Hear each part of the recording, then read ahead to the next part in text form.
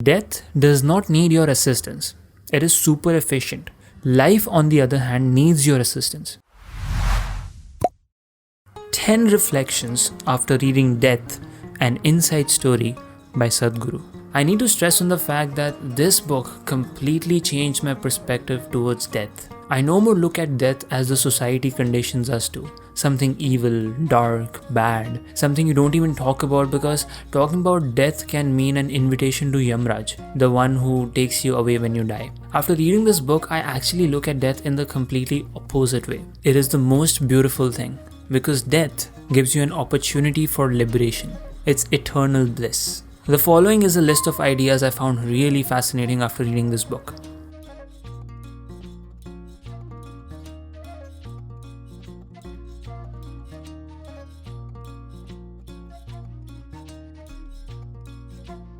Number 1. How to eat your food. Sadhguru says that from an early age, the moments of eating food have always been of enormous depth to him. The food that you are eating is slowly becoming a part of you. Something that was not you is becoming you. Something which was in the ground somewhere else, in the market, in the vessel, on the stove, is suddenly becoming a part of you. It is a huge love affair actually. After learning about this, I have made attempts to show more respect towards my meals and try not to watch something while eating my food. Frankly though, most times I end up watching something or the other, but I'm trying. Second, the easiest way to figure out who you are. Simply see what you are not. Because even if you are currently unable to see what you are, you can easily see what you are not. Third, the dead should not come back. When someone very dear to you dies, you wish that they could come back. But Sadhguru says that it is not just a good thing, but a very important thing that the dead do not come back. Because it is not just about your relative or your loved one coming back. Imagine if all the dead, including the dinosaurs and extinct creatures, came back to life. That would be a nightmare for those who are alive. Fourth, how can there be a certain movement in the corpse? When the corpse is brought for cremation, there is still some life energy in it. It is not good enough to beat the heart, make the circulation happen, make the brains work and all that. But in the cellular level, there is energy, and a lot of energy. When the fire touches it, it inflames that in a certain way. Like how when your phone's battery goes dead, you can still make an SOS call. 5. How should your experience of life be like?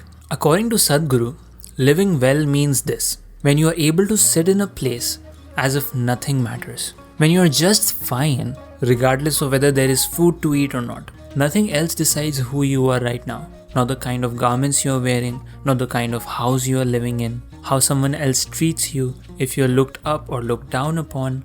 Wherever you sit, your experience of life is beautiful. This is how your experience of life should be like. 6. What is a spiritual path in terms of karma? Now we discussed a lot about karma in episode 3, so if you want you can check that episode out to get more context. But over here we're talking about if you are a brahmachari, which is someone who is on the spiritual path, they not only want you to empty your prabhada karma, but they also want you to expend the sanchita karma or the entire stock of memory too. The idea of being on a spiritual path is to put your life on fast forward. They don't want you to take 10 lifetimes to handle this warehouse of memory. They want you to finish it now.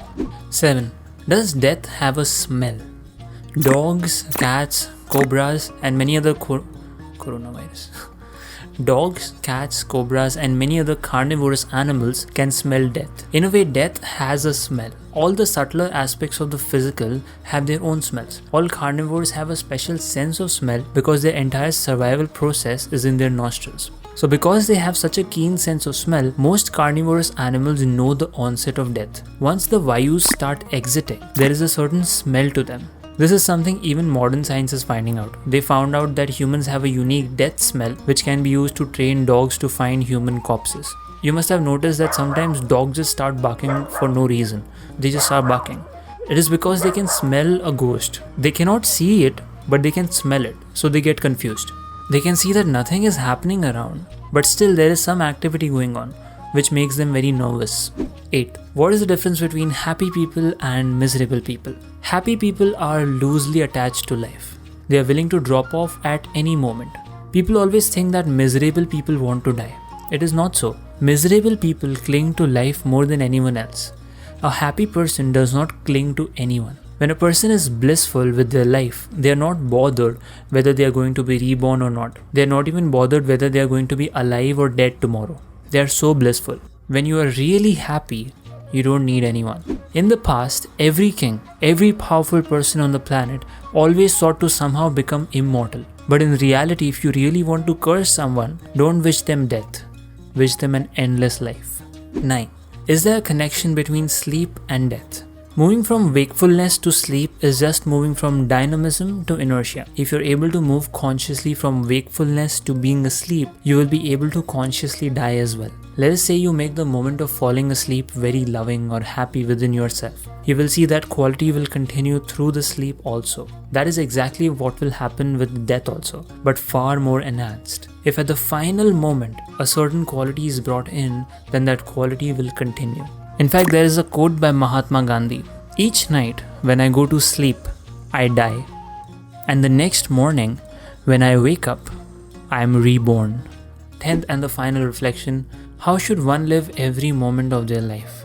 Every day of your life, you need to be aware that you are mortal. It is not that you want to die today. But if you do, it is alright with you. You should do everything to protect yourself, to nurture yourself, and to take care of yourself. But if you have to die today, it is okay. Only then can you step out and live. Otherwise, you cannot live. Death does not need your assistance. It is super efficient. Life, on the other hand, needs your assistance. If you notice, whatever you do with life, no matter how much you do with life, there is still something more you can do with it. Life needs all your attention and efforts. Death does not need your support. It will anyway happen, and it will happen with absolute efficiency. There is no failure associated with death because we know that all shall pass. That's it for this video. I hope you gained something valuable out of watching this video. If you did, make sure to subscribe to this channel and also hit that notification bell so that you, my friend, can get notified the next time we upload a video to this channel. Also, if you found this video helpful, I would request you to share it with a friend of yours whom you feel will benefit from watching this video. Thank you so much for watching. Peace.